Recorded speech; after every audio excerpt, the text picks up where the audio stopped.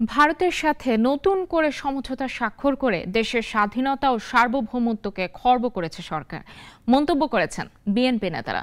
জাতীয় প্রেস ক্লাবে এক অবস্থান কর্মসূচিতে তারা এসব কথা বলেন। এ সময় বিএনপি নেতারা বলেন, সরকারের সাথে ভারতের মধুর সম্পর্ক দাবি করলেও পানির হিস্যা আনতে পারেনি তারা, বরং নতুন করে রেল লাইনের জন্য করিডোর দিয়েছে সরকার। বিএনপি নেতারা বলেন, চুক্তি নিয়ে আওয়ামী লীগ নেতারা এক এক দিন এক এক তথ্য আবিষ্কার করছেন। যে স্বাধীনতা অর্জন করা হয়েছে তা দিল্লির দাসত্ব গ্রহণ করার জন্য নয়। বাংলাদেশে এই ভারতীয় আগ্রাসনের বিরুদ্ধে লড়াই করতে হবে।